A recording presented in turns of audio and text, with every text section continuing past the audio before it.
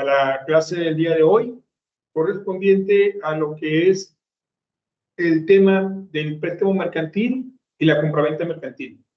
Dos temas sin dudas de los más interesantes que vamos a ver durante el curso, porque encierran en ellos pues lo que es la operación del derecho comercial y del derecho mercantil, que es la materia que nos toca impartirles a ustedes en este módulo. Entonces, cualquier duda que tengan, compañeras, por favor, háganmela saber, ya sea levantando la mano o interviniendo al momento que ustedes quieran en la clase, utilizando el micrófono para saber cuál es su inquietud o cualquier opinión que tengan al respecto.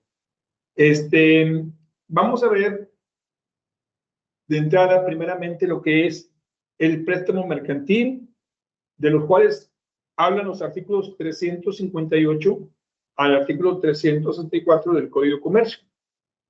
¿Por qué esto es muy importante?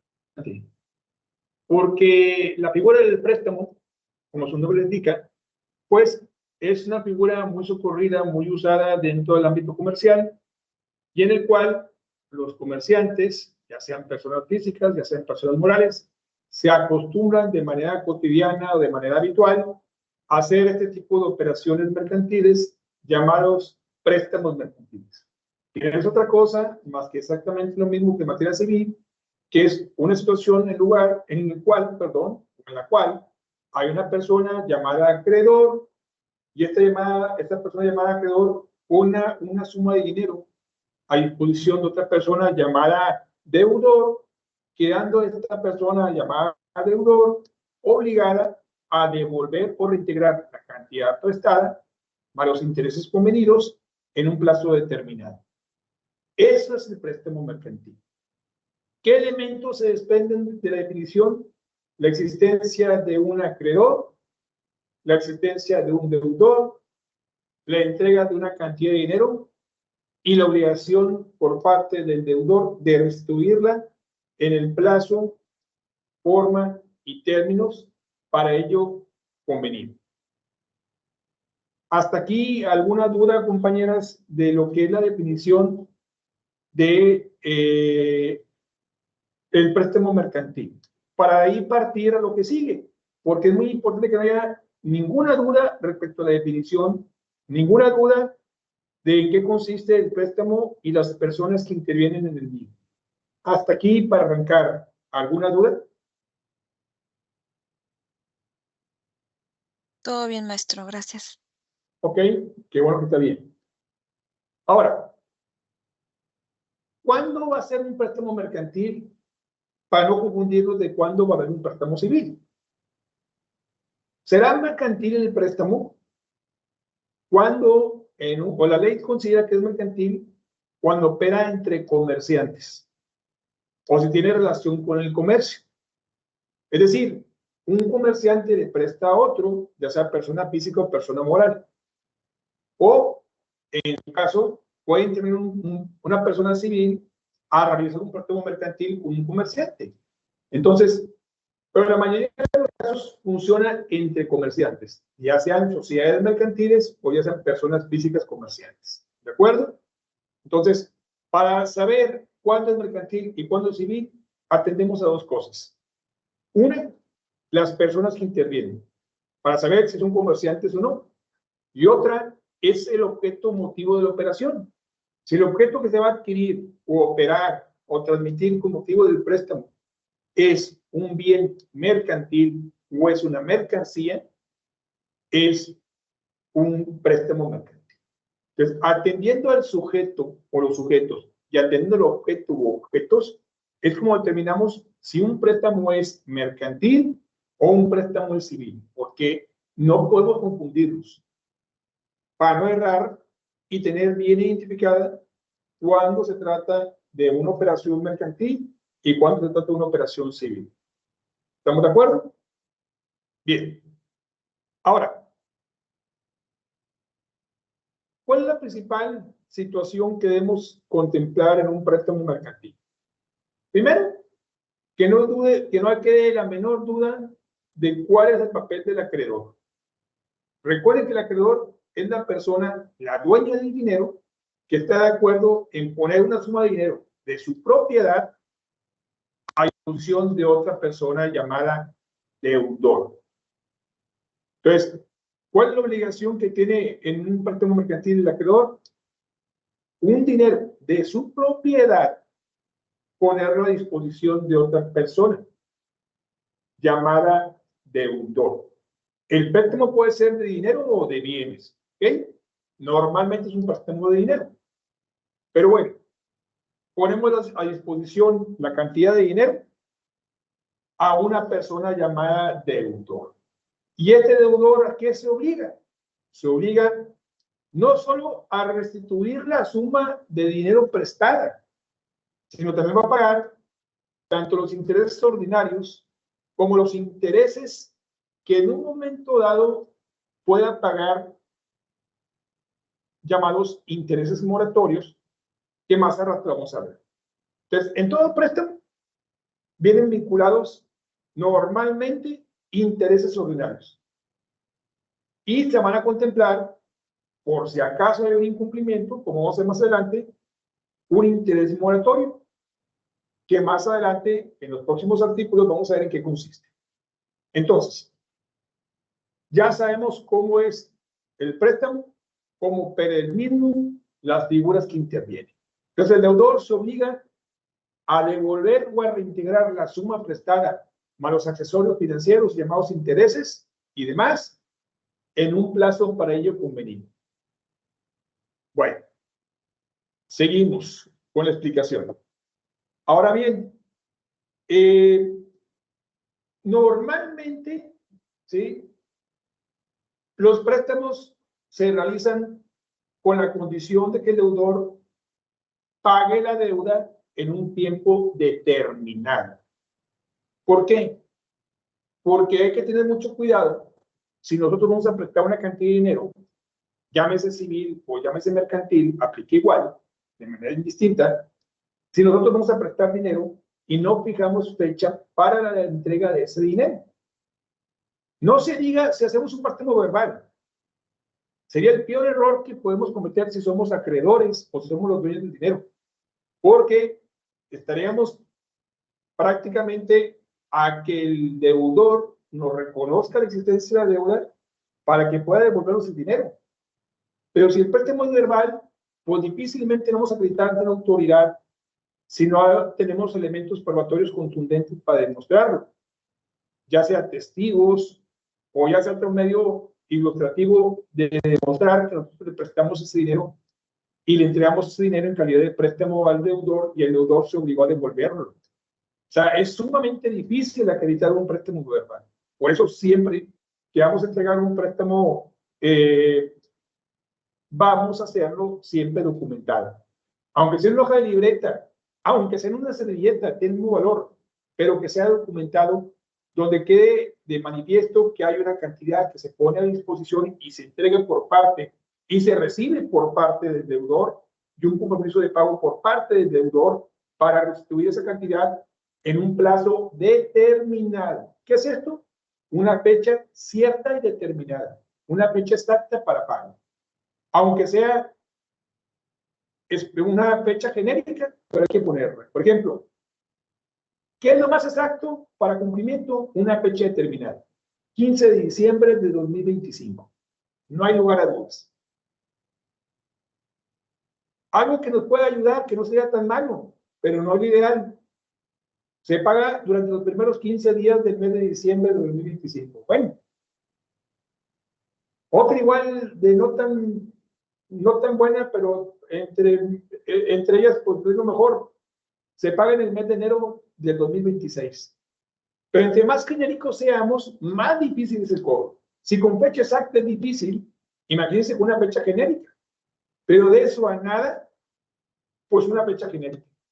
Pero para este tipo de riesgos, ya según es, siempre hay que poner una fecha determinada, un plazo determinado.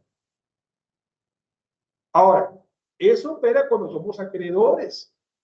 Cuando somos deudores, y el deudor es más inteligente que los acreedores, pues ¿qué va a buscar el deudor? Pues todo lo contrario.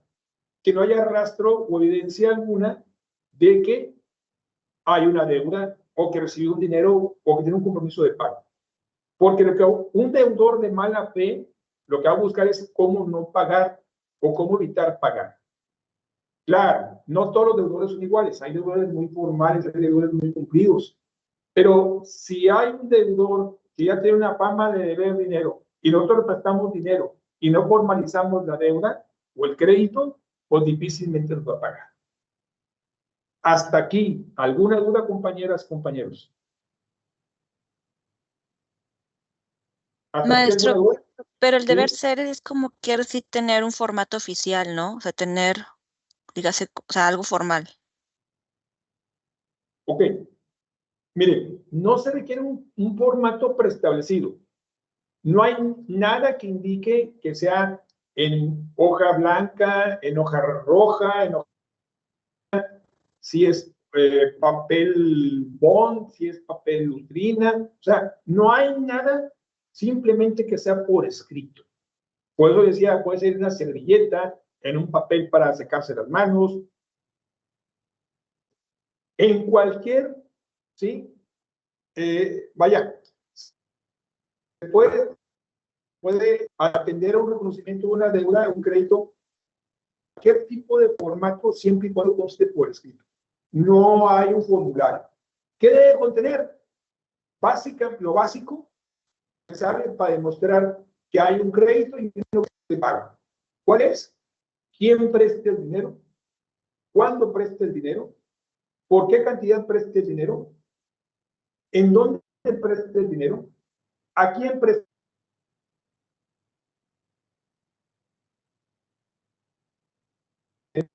¿A pagar el dinero?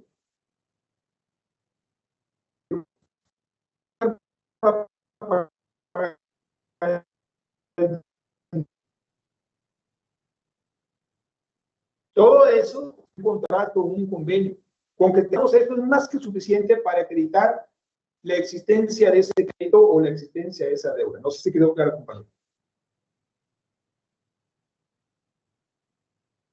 Sí, maestro, No, sí. okay. Entonces, no importa en dónde quede.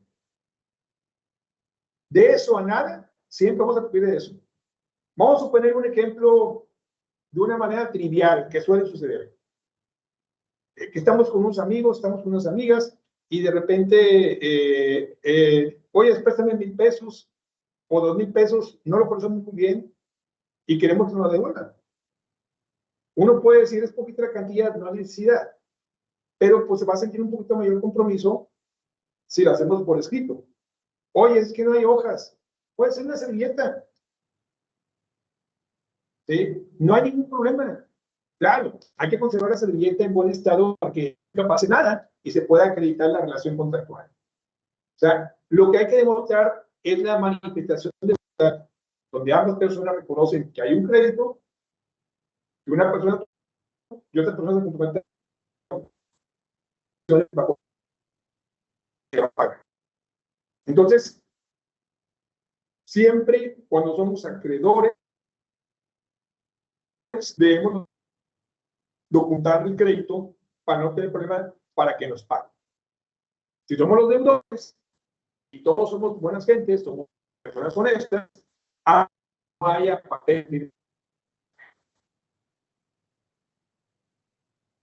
¿Qué es lo que pasa con los documentos? Por ejemplo, se te olvidó poner fecha para pago. ¿Qué pasa aquí? ¿Cuándo vamos a cobrar un documento que no dice cuándo nos debe de pagar? Bueno, no pasa nada, todo tiene solución. ¿Cuál es? Pues hay que hacer un procedimiento llamado interpelación judicial para notificarle al deudor que a partir de este momento que le estamos notificando y requiriendo el pago, tiene 30 días para pagarnos. Si no nos pagan esos 30 días, ahora sí incumple. Un ejemplo. Vamos a suponer que Juan le presta dinero a Pedro. Y dice cuánto le prestó, pues no dice cuánto se lo debe pagar Pedro. ¿Qué va a hacer Juan? Un procedimiento llamado interpelación para decirle a Juan, a partir de este momento te notifico que te requiero el pago y tienes 30 días para pagarme a partir de este momento. Si pasando 30 días tú no me pagas, yo te voy a demandar exigiéndote el pago que me des. No sé si quedó claro, si existe alguna duda, cuando no hay fecha cierta determinada para hacer el pago. ¿No hay dudas? No, maestro. Bien. Ahora, vamos a suponer que llega ahí una fecha establecida para el pago y que el deudor incumple con la fecha establecida para el pago. Es decir, hay una fecha para el pago y el deudor no paga en la fecha establecida. ¿Qué procede aquí? Pues obviamente hay que demandar la falta de pago. ¿Y qué se va a exigir aparte de la falta de pago? Pues se va a exigir también los intereses causados. Y en materia mercantil, ¿sí? Hay dos tipos de intereses. Los intereses llamados ordinarios y los intereses llamados moratorios. ¿De acuerdo? ¿Cuál es la diferencia entre un interés ordinario y un interés moratorio? ¿Sí? Cuando se da el crédito, nosotros podemos pues, decir, te presto 100 pesos en este momento y tú te obligas a pagar un interés moratorio del 10% mensual. Es un supuesto, claro que está muy usurero. Eso significa que vas a pagar, sí, por 100 pesos mensual al 10%, pues vas a pagar 10 pesos mensuales de puros intereses. A esos intereses se llaman intereses ordinarios, porque van dentro de la vigencia del crédito. ¿Qué hacen muchas personas? ¿Sabes qué? Pues requiero que me prestes 10,000 pesos y te los pago en 30 días. Bueno, es que 10,000 pesos si los saco del banco, aunque me paguen un poco sus intereses, pues yo tengo que recibir una compensación por el riesgo que estoy prestando 10,000 y no sé si me lo vas a pagar. Entonces, ¿qué te parece si en lugar de 10,000, a los 30 días, me pagas 11,000, 1,000 pesos de intereses ordinarios, con motivo de que yo estoy financiando 10,000 pesos? Y ese financiamiento te va a costar dinero y va a ser un beneficio para mí que estoy arriesgando a prestarte ese dinero. A eso se le llama interés ordinario. O sea, presto este dinero más con los intereses que me debes, pues ya vas a pagar esto al final de cuentas. Ya esto se le llama como interés ordinario. ¿Por qué? Porque va con la vida del crédito y va con la forma de pago. ¿No hay dudas? Bien. Y luego, ¿qué es el interés moratorio? El interés moratorio, a diferencia del ordinario, en el interés moratorio entra o se genera cuando hay un incumplimiento en la obligación de pago. Vamos a suponer que el deudor quedó de pagar el 31 de octubre de 2025. Llegó el 31 y no pagó. A partir del día 1 de noviembre de 2025, se generan en contra del deudor una penalidad llamada interés moratorio. Interés moratorio deviene de mora. ¿Y qué es la mora? Un retraso en la obligación de pago. ¿Y qué genera la mora? Una penalidad llamada interés moratorio. ¿Ok? Entonces, para no confundirnos, cuando pedimos un crédito como deudor, una cosa es el interés ordinario que vamos a pagar durante la vigencia del crédito por el simple hecho de habernos prestado el dinero. Y otra cosa es el interés moratorio. El interés moratorio, para que no se confundan, cuando pidamos un préstamo, solamente nos lo van a cobrar si incumplimos en nuestras obligaciones de pago.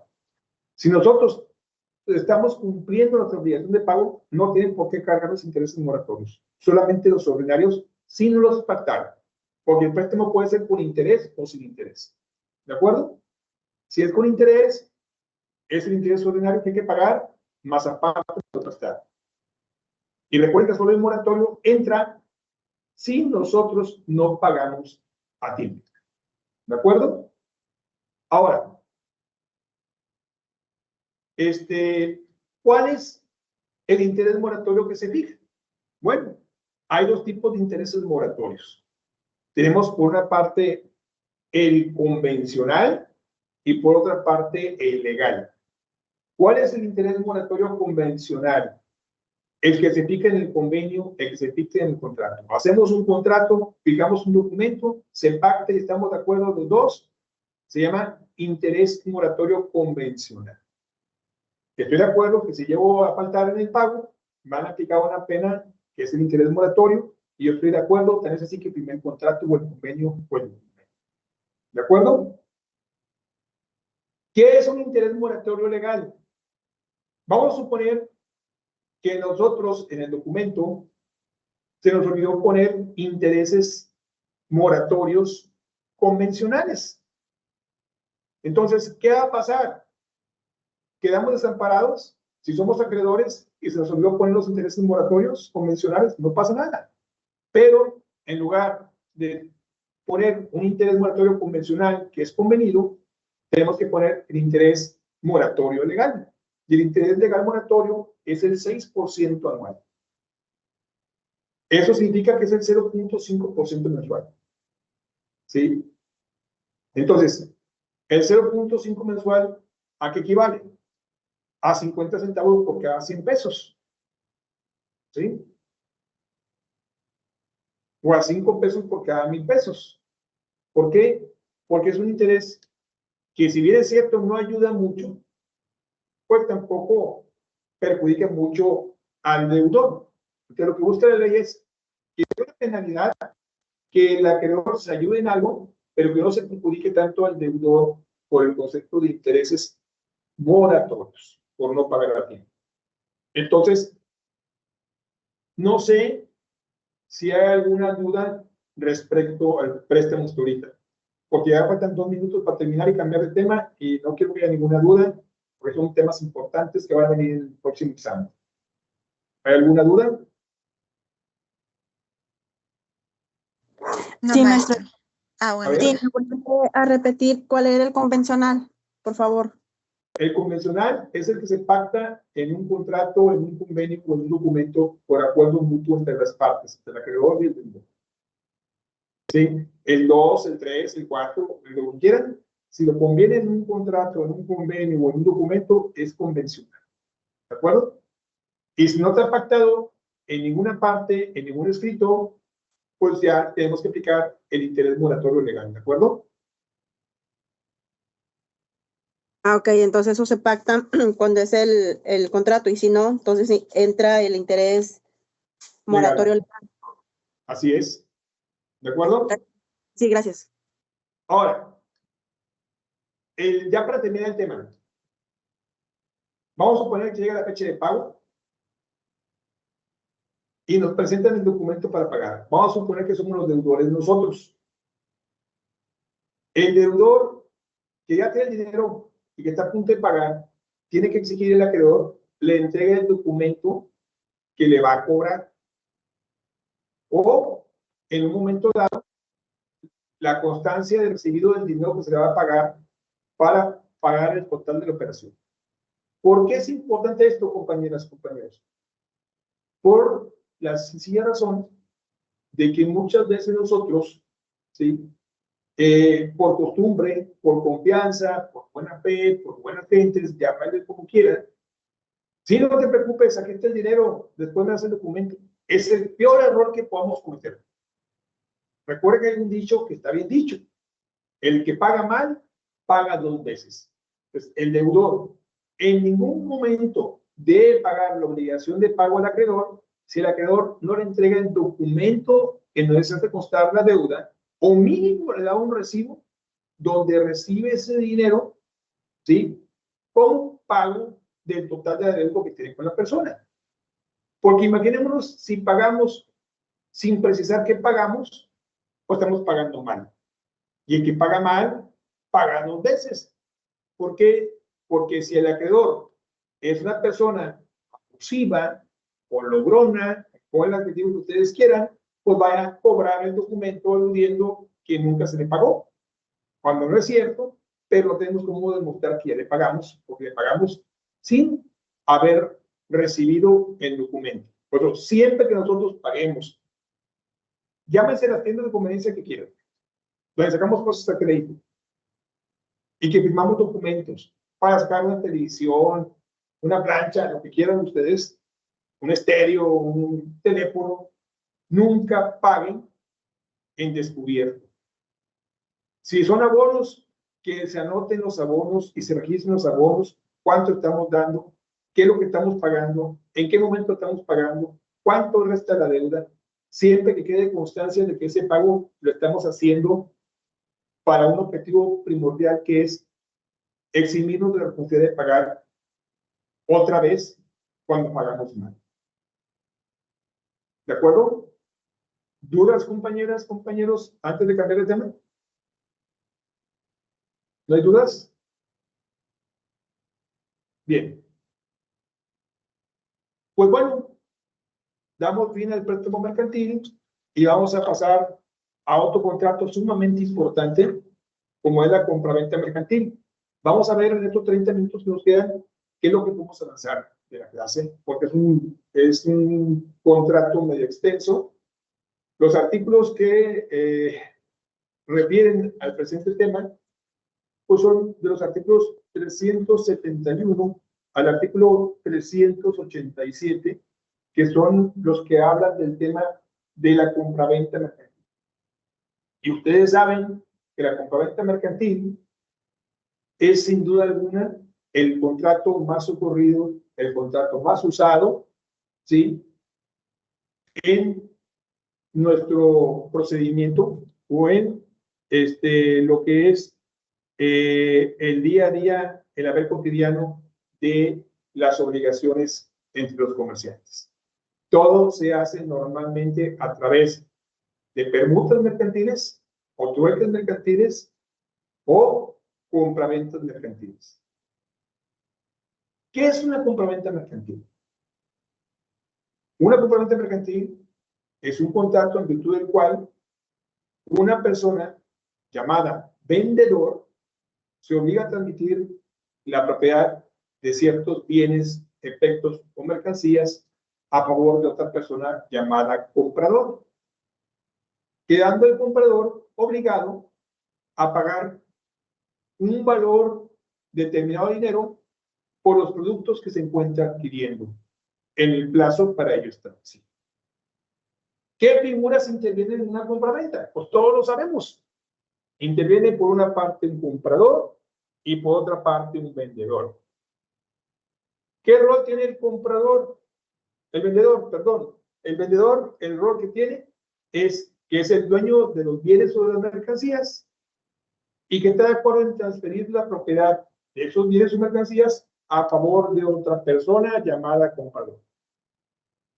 El comprador se obliga a que una vez que reciba los bienes o productos,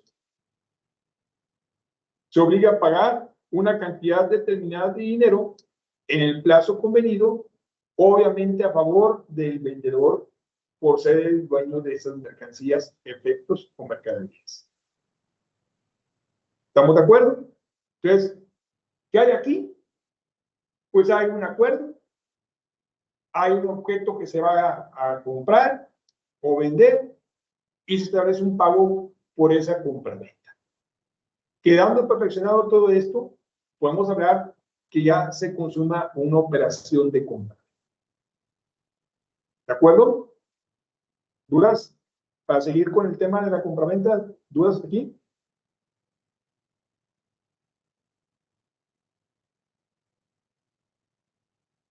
¿No hay dudas, compañeros, compañeros? No, maestro. Bueno, qué bien que no haya dudas. Pues bueno, prosiguiendo. ¿Cuándo será una compraventa mercantil y cuándo será una compraventa civil? Vuelve el famoso dilema. Porque recuerden que hay compraventas mercantiles y hay compraventas civiles. ¿Cuándo estamos frente a uno y cuándo estamos frente a otro? Estamos aplicando el mismo aspecto del préstamo mercantil. Recuerden, sujetos que intervienen y el objeto que se está adquiriendo. Si las personas que están interviniendo son comerciantes, pues es una compraventa mercantil. Si el objeto que están adquiriendo es un objeto del comercio, pues la operación es una compraventa mercantil. Así de sencillo. ¿Qué depende? Los sujetos que intervienen y el objeto que se está adquiriendo para determinar si estamos frente a una compraventa de naturaleza mercantil o una compraventa de naturaleza civil. ¿Ok? Recuerden que esos son los factores preponderantes para determinar cuándo es de una naturaleza y cuándo es de otra. Ahora, es muy común que ocurran en una compraventa mercantil diversas circunstancias que no vamos a acontecer o no vamos a ver o no vamos a prever en una compraventa civil. ¿Por qué? Porque no es lo mismo comprar un carro como una persona civil, comprar una casa como una persona civil, a comprar mercancía, a comprar mercadería, a comprar efectos de comercio, que tienen otra connotación totalmente distinta y tienen otro manejo totalmente distinto. Por eso, en la compraventa mercantil hay más cuestiones de carácter específicas que tenemos que determinar y que tenemos que estudiar, porque imagínense, tratando de efectos, mercadería, bienes que están sujetos a depreciación, que están efectos a un mal funcionamiento, que pueden tener un vicio, un defecto oculto, o que vienen con una merma en cantidad, en calidad. Entonces, son cosas totalmente distintas que vamos a tratar de ver de manera somera, porque es muy amplio todo esto, pero para que tengan un contexto más general de cómo ocurren los comportamientos mercantiles y qué complejidades representan las mismas. ¿De acuerdo? Ahora, las compraventas en materia mercantil suelen dar, o se suelen dar, porque entre los comerciantes simplemente hay una necesidad de adquirir un bien y el otro está interesado en vender el bien. O sea, si nosotros vamos a un comercio con la intención de adquirir un bien, nosotros ya sabemos qué bien vamos a adquirir, por qué lo queremos adquirir y cuánto estamos dispuestos a pagar por ese bien que pretendemos adquirir. Igual los comerciantes. Un comerciante vende naranjas y el otro comerciante vende sacos de envoltorios de naranjas. ¿Sí? El que trae las naranjas y comercializa las naranjas conecta los bultos para vender la naranja. ¿Y qué tal si de los bultos que produce bultos también vende naranja y utiliza sus bultos para comprar naranja y meterlo a sus bultos? Ambos se requieren, ambos se necesitan para comercializar su producto. Entonces, uno compra naranjas y el otro compra bultos para almacenar naranja. Hay una relación comercial, hay un contrato de compraventa mutuo entre los mismos, tienen el carácter de compradores y tienen el carácter de vendedores, tienen el carácter de acreedores y tienen el carácter de deudores. Entonces, de ahí emanan las relaciones comerciales, las relaciones mercantiles entre personas físicas comerciantes o entre personas morales comerciantes o empresas. Y las compras pueden ser a simple vista. Es una compra a simple vista. Lo vi, me gustó y es más que suficiente. Puede ser una compraventa sobre muestras. ¿Qué es una compraventa sobre muestras? Que aparte de que lo vi, lo probé, lo utilicé, lo pude observar todas sus condiciones físicas y me gustó. Es una compraventa sobre una muestra. Puede ser una compraventa también por acervo. ¿Qué es una compraventa por acervo? Una compraventa por acervo es, a ver, las famosas pacas, ¿sí? Compro sin ver todo lo que hay ahí a este precio. Es ropa variada, todo el contenido me interesa por el valor que le estás dando. La compra por acervo es, compro todo lo que hay en un almacén, compro todo lo que hay en el establecimiento, compro todo lo que hay en una caja, solamente sabiendo qué le integra de manera general, sin precisar cuánto hay, qué hay, de qué tipo, de qué calidad. A eso se le llama compra por acervo. ¿Sí? Compro de todo un poco, compro por volumen, compro por objetos, sin determinar específicamente cuál es cada uno. Simplemente lo que tengas ahí me interesa, yo lo vi y lo quiero. No sé si queda claro. Si hasta aquí existe alguna duda. Ahora, En la compraventa, como toda operación mercantil, puede establecerse, como todo, los compromisos por parte del vendedor y los compromisos por parte del comprador. ¿Qué compromiso tiene el vendedor traducidos en obligaciones? La obligación principal, ¿cuál va a ser? Entregar el bien. ¿A quién? Al comprador. ¿Cuál va a ser la principal obligación del comprador? Realizar el pago. ¿A quién? Al vendedor. ¿Ok? Entonces, ¿cómo se perfecciona el contrato de compraventa? Muy sencillo. Acordamos qué bien voy a vender o qué bien vas a comprar y acordamos el valor por ese bien que vas a comprar o que te voy a vender. Con eso es más que suficiente para acreditar que hay la intención de ambas partes de ejecutar o llevar a cabo un contrato de compraventa mercantil. ¿De acuerdo? Ahora bien, hay que establecerse las condiciones de entrega y hay que establecer las condiciones muy importante. En cuanto a la entrega, ¿en qué momento entrega el vendedor o el comprador? ¿En qué lugar entrega el vendedor o el comprador? ¿Sí? ¿Por qué? Porque actúa de modo, tiempo y lugar. ¿De qué manera?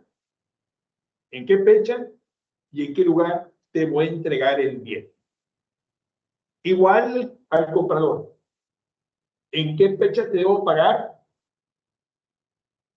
¿Cómo te voy a pagar? ¿Y en dónde te voy a pagar?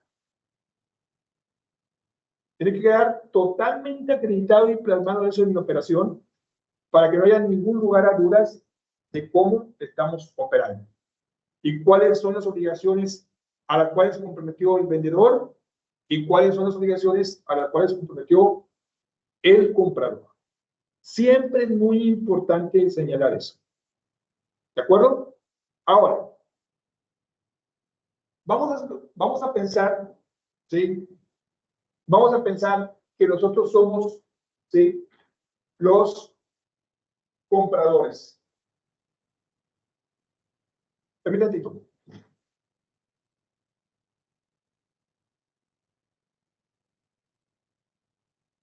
Vamos a pensar que somos nosotros los compradores. En materia de compraventa, y somos los compradores, tenemos que tener mucho cuidado con respecto a nuestra contraparte, que es el vendedor, porque el vendedor puede manejar tres tipos de entregas del bien. Ustedes se van a preguntar, ¿cómo que hay tres tipos de entrega, licenciado, del bien? ¿Cómo está eso? ¿Se le entregan y ya? No. Porque el bien se puede entregar de tres formas. Fíjense bien. Puede ser una entrega material o real. Puede ser una entrega virtual o puede ser una entrega jurídica. Mucho ojo.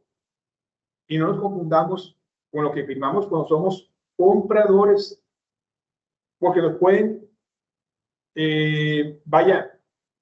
se pueden abusar nuestra confianza concediéndonos una entrega diferente a la que pensamos. Porque todos pensamos que adquirimos de forma material.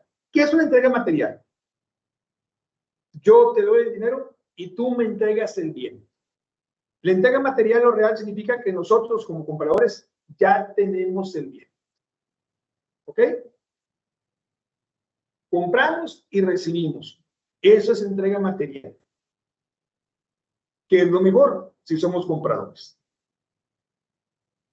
¿Cuándo se entrega jurídica? Cuando la ley considera que por disposición legal se entiende que ya recibimos el bien. ¿Y cuándo es una entrega virtual? Que es lo que tenemos que tener mucho ojo y mucho cuidado, porque todos alguna vez hemos hecho alguna compra virtual. Y la compra virtual encierra una entrega del bien o del objeto que estamos comprando virtual. ¿Qué es una entrega virtual? Nosotros ya pagamos el valor del bien, Y sin darnos cuenta, nosotros ya nos dimos por recibidos del bien, pero aún no nos llega, aún no lo tenemos.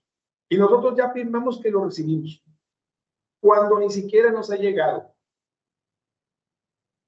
Eso pasa mucho en las compraventas por internet, que yo estoy seguro que la mayoría de los aquí presentes, incluyéndonos, somos compradores por internet, por necesidad, por gusto, por comodidad, por lo que ustedes quieran, por oportunidad. Pero las compraventas por internet son compraventas virtuales y tenemos los riesgos que podemos correr, pues nosotros ya pagamos el valor del bien y ni siquiera hemos recibido el bien. Pero nosotros estamos aceptando que el bien nos lo van a entregar por un sistema de entregas. ¿Y qué es lo que hace el comprador? Tú me lo compraste, yo se lo di a esta casa de entregas y esa casa de entregas se comprometió a llevarlo. Si la casa de entregas no te lo llevó, ya no es mi responsabilidad. ¿A quién le vamos a reclamar? ¿A la casa de entregas? ¿Cuándo nos va a pagar la casa de entregas? Por eso hay que tener mucho cuidado en cómo lo pedimos.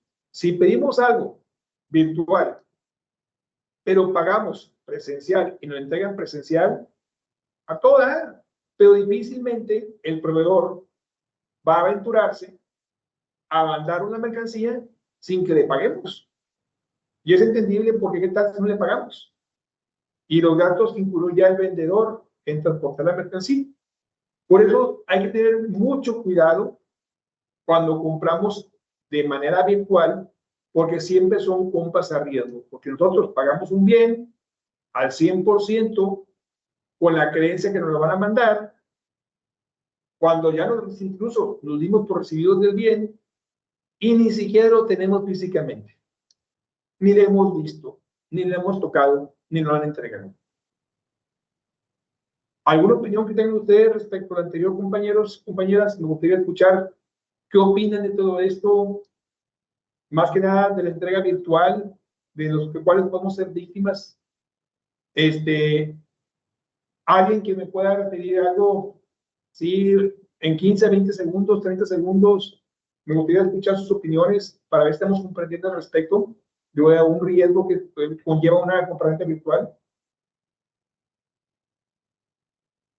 Sí, por ejemplo, yo hace 2 semanas compré equipo para mi trabajo. Ellos me hicieron, o sea, yo nada más metí todos los datos de ellos, pero yo directamente hice la compra en la plataforma, ¿verdad?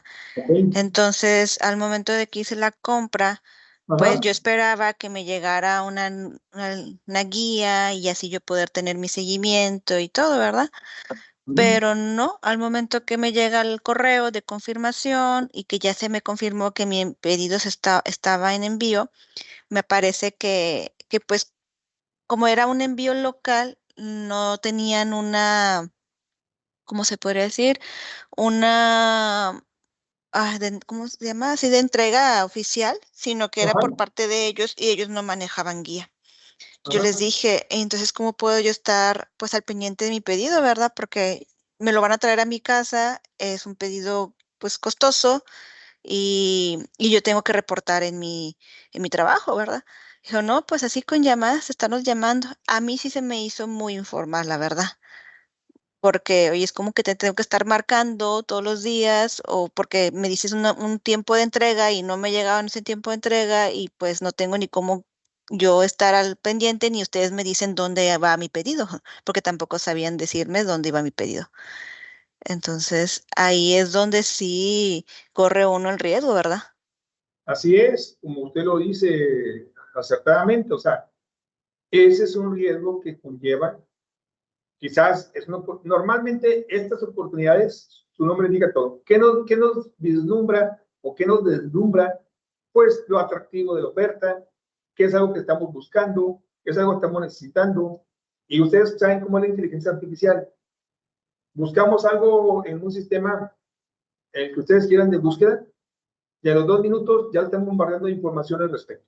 No van a dejar mentir. Y nos llega algo que nos parece atractivo, y nos gancha, nos seduce y queremos comprarlo, queremos adquirirlo sin importar los riesgos que conlleva lo anterior. Y ahorita, pues es una aventura. No significa que todo te defraude, no significa que todo te quedes mal.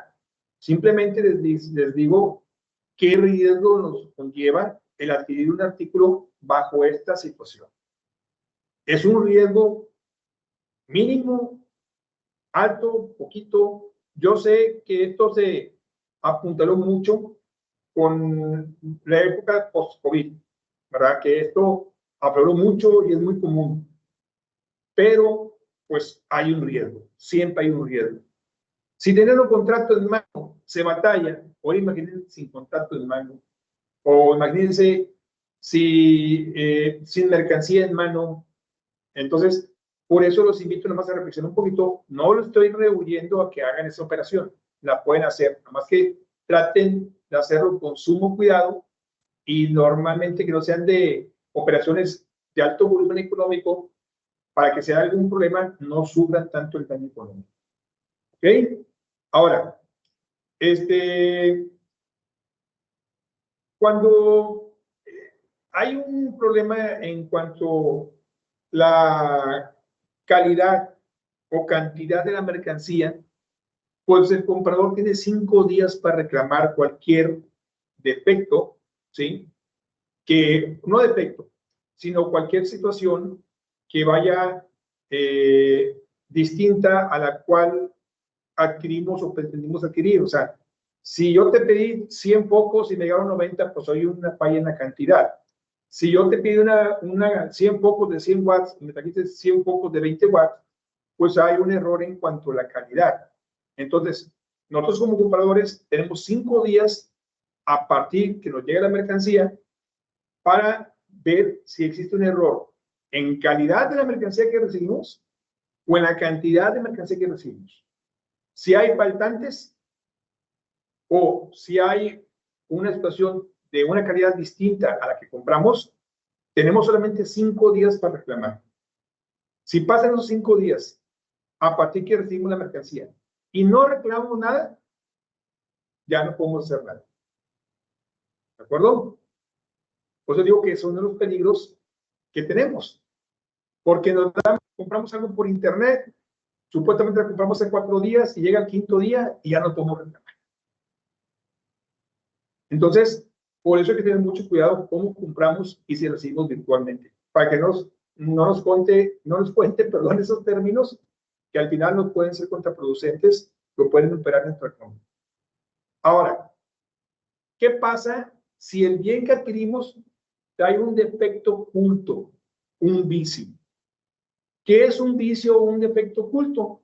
Un vicio o un defecto oculto es algo que aparentemente a simple vista no se notaba, sino que con el paso del tiempo, con el uso, con el movimiento, con los traslados, pues nos dimos cuenta que trae un vicio o un defecto que no le permite exponenciar el uso del bien. Vamos a suponer que compramos una lámpara que nunca la vimos por la parte de abajo y está rota por la parte de abajo. ¿Sí? O que compramos una televisión, llegó empaquetada y la sacamos, ¿sí? 3 meses después para usarla. Y nos damos cuenta que la pantalla estaba rota. O que estaba fundido un transistor o un fusible, aunque ya no usan. ¿Verdad? Entonces, nosotros, al ver que no funciona, tenemos solamente 6 meses a partir de la recepción del producto para reclamar un vicio o defecto oculto. Pero como su nombre indica, es algo que aparentemente no se observa a simple vista, no se percibe y nos dimos cuenta después. ¿De acuerdo? A eso se le llama vicio o defecto oculto. Y tenemos 6 meses para reclamarlo a partir que nos llega la mercancía. Bien. Otra situación importante es ¿quién paga los gastos de traslado de mercancías cuando compramos una mercancía que esté en otra parte? Los paga el comprador. Si nosotros queremos que nos manden un bien de la Ciudad de México, pues el de México puede decir, pues ven por él, ¿verdad? Y nosotros, pues no puedo. Pues si quieres te lo mando, pues tú pagas el flete. Entonces, todos los gastos derivados de compras, ¿sí? Que están fuera de la localidad de nosotros y que nos van a mandar por cualquier tipo de paquetería, mensajería o de servicio de fletes, ¿sí? Nosotros como compradores tenemos que pagar ese servicio adicional, porque el vendedor no tiene ninguna obligación de ponernos a nuestra disposición, salvo que el mismo se haya comprometido a dicho evento en un contrato correspondiente. Pero normalmente, ¿quién nos paga? El flete, servicio de paquetería y demás gastos de operación de traslado, el comprador. ¿De acuerdo? Ahora, ¿qué pasa ya para terminar? Nos quedan prácticamente 5 minutos. ¿Qué pasa cuando nos venden algo que resultó que era robado? Que a cualquiera nos puede haber pasado o ya nos pasó, o nos puede pasar. Hay una regla en materia de compraventa. El vendedor solamente puede vender bienes de su legítima propiedad. ¿Qué es esto? Que el bien que nos venda acredite el vendedor ser el propietario de dicho bien. Y solamente hay una manera de justificarse el propietario. Y va a depender del tipo de bien que estamos comprando. Si es un bien mueble, la única forma de acreditar la propiedad es a través de la factura. No hay otra. Si es un bien inmueble, la única forma de acreditar la propiedad es a través de una escritura de propiedad. Si no contamos con la factura o no contamos con la escritura, yo no puedo acreditar como vendedor la propiedad de ese bien. ¿De acuerdo? Pero ¿qué pasa nosotros como compradores? Si compramos de buena fe, nos dice, yo no tengo la escritura, pero soy el dueño, cree en mí. Yo no tengo la factura, pero soy el dueño, confía en mí. Y compramos de buena fe. Pues bueno, mientras no pase nada, todos contentos. ¿Pero qué puede llegar a pasar? Pues puede llegar a pasar de que quien nos vendió no era el legítimo dueño, sino que hay otra persona que es legítima dueña y ya acreditó ante un juzgado, en un juicio, que él es el dueño de un bien determinado. ¿Qué va a pasar con nosotros? Pues va a venir el dueño legítimo y nos va a quitar el bien que compramos, aunque sea de buena fe. ¿Y qué vamos a hacer nosotros? ¿Nos van a quitar el bien? ¿Y estamos obligados a entregarlo? Sí. ¿Qué acción nos queda? Porque ya pagamos un valor por ese bien, que ya no lo quitaron porque resultó que es otro dueño legítimo de ese bien. ¿Qué hacemos? Reclamar a la persona que nos vendió. ¿Y cómo se llama esa acción? Se llama evicción. Es un juicio sobre evicción que consiste en que nosotros fuimos víctimas de una venta que el resultado fue que quien nos vendió no era su legítimo dueño y vino otra persona con tal carácter de legítimo dueño y nos quitó el bien. Y nos quedamos sin el dinero que pagamos por el bien y sin el bien. Y esa pérdida que tuvimos de ese derecho de propiedad, te vamos a reclamar ¿a quién? Pues a quien nos vendió. Y ese efecto de perder el bien porque fuimos víctimas de un timo por parte del vendedor y nos lo quitó el legítimo dueño, a ese efecto se le conoce como evicción, con V. ¿Ya que tiene derecho una persona que sufre evicción? Solamente tiene derecho a que el vendedor que le vendió de manera indebida o ilegítima le restituya la cantidad de dinero que pagó por el bien. Ya esto, cuando se reclama el pago, se le llama saneamiento. Saneamiento significa que intento recuperar lo que pagué por el bien que me fue quitado por otra persona que resultó ser la dueña de ese bien que inicialmente adquirí. ¿Ok? Pues bien, compañeras, compañeros, con esto terminamos la explicación del día de hoy, no sin antes preguntarles si existe alguna duda con respecto a la clase de hoy. No, maestro, la verdad estuvo muy interesante. ¿Sí? Nada más si tenía una duda, maestro. Ya ve que ya tenemos la actividad 4. Ajá. Y esta actividad 4, pues vamos a realizar lo que nosotros permítame. eh, mm, pues vamos a simular un proceso de liquidación de una sociedad, un Ajá. documento, ¿verdad? Pues la verdad, pues ahorita hemos estado investigando ejemplos de este tipo de documentos y con base también a lo que tenemos aquí de nuestras, la información que nos comparten en la misma plataforma, ¿verdad? Pero Ajá. la fecha de entrega la tenemos el día 9 y eso era lo que queríamos ver con usted, porque nada más tenemos una semana. Otros maestros nos están dando plazo de 2 semanas para la actividad 4. No, No sé no se cómo sea preocupen. con usted. No se preocupen, busca la forma de modificarlas y extenderle el plazo. No se preocupen. Más que nada para poder tener oportunidad de, pues de Sí. realizarla bien, ¿verdad? Y más que, pues es nuestra primera, ahora sí que más a fondo con el tema, ¿verdad? Ok, no, no se preocupen. Yo les concedo más tiempo, no se preocupen. Gracias, maestro. Ok, que estén muy bien y que pasen una feliz tarde. Hasta luego. Gracias.